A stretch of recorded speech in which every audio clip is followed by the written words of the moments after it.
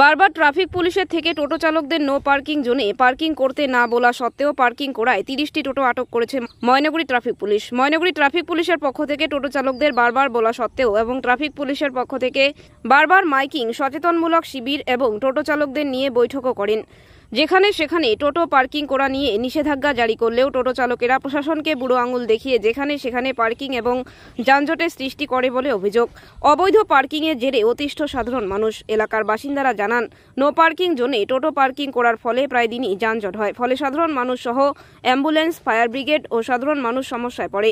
এই বিষয়ে বুধবার দুপুর 2টা নাগাদ ময়নাগুড়ি ট্রাফিক পুলিশের ওসি ভয়েস সুব্বা জানান, টোটো অভিযানে বেআইনিভাবে পার্কিং করার অপরাধে প্রায় 30টি টোটো আটক করা হয়েছে। টোটোর জন্য অনেক সময় যানজটটা এত বেড়ে যায়, মানে রাস্তার সাইডে যে দাঁড়িয়ে থাকে টোটোগুলো, তাতে পাবলিকের অনেক অসুবিধা হয় যাতায়াতে। তাছাড়া অনেক সময় অ্যাম্বুলেন্স যেতে পারে না বা ফায়ার ব্রিগেড যেতে পারে না, এটা নিয়ে একটা অসুবিধা হয়। তো আজকে তো দেখলেই নেই আপনি যে এরকম এখান থেকে টোটো সব ধরে নিয়ে যাচ্ছে ট্রাফিক পুলিশ, এটা কি মানে ভালো দিক? না, দিক তো অবশ্যই ভালো। প্রশাসন যখন আসে, এগুলো চিন্তাভাবনা প্রশাসনেরও থাকে যে যাতে জ্যামটা ক্লিয়ার থাকে, রাস্তা ক্লিয়ার থাকলে সবারই সুবিধা। মাঝে মাঝে কি এইরকম অভিযান চালালে কি টোটোর দূরত্ব কমবে?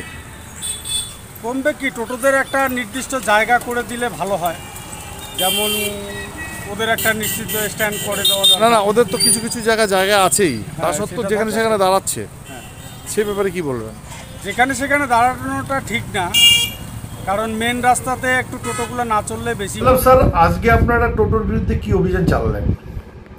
আজকে যেহেতু আমরা বারবার এদেরকে মানে ওয়ার্নিং দেওয়া হচ্ছে কি নো পার্কিং জোনে স্কুটি মানে যে টোটোগুলো দাঁড় করাও না, ওখানে প্যাসেঞ্জার নামাও না, একটা যথেষ্ট একটা স্পেসে করে, কিন্তু এদের জন্য অনেক জাম হয়। তো পাবলিকরা কমপ্লেন করে, আর মাঝে মাঝে আমরা শুনি কি মানে পথচারীদের অনেক এদের জন্য কষ্ট, আর অ্যাম্বুলেন্স গুলো আটকে যায়, কোনো দিন ফায়ার ব্রিগেড গুলো আটকে যায়, তো এদের জন্য। তো সেই জন্য আজকে অনেকবার এদেরকে বলা হয়েছে, তারপরে ওরা যে না শুনছে না, সেই জন্য আজকে একটা উদ্যোগ নিলাম। আমরা সবাই টোটোগুলো যত নো পার্কিং এ ঢুকছে, জাম করাচ্ছে, এদেরকে আমরা থানাতে মানে আমরা ট্রাফিক গার্ড থানা এরিয়াতে এসে একে এখন ডিটেন করে রাখলাম। সেই সঙ্গে কি হলো আজকে? তারপরে আমরা ওখানে শুধু ওটা নাই, তার সঙ্গে সঙ্গে আমরা ওখানে সেফ লাইফ একটা প্রোগ্রাম করলাম, যেহেতু সবাই যে সিট বেল্ট, উইদাউট সিট বেল্টের যে আসছিল ওদেরকে বুঝালাম কি উইদাউট সিট বেল্ট চলো না, হেলমেট পরে এইসব আমাদের বাইকগুলো চলাও, ট্রিপল রাইডিং চলো না বলে আমরা স্টিকারও, গাড়িতে স্টিকার ছিটালাম, এসব আমরা করলাম আজকে।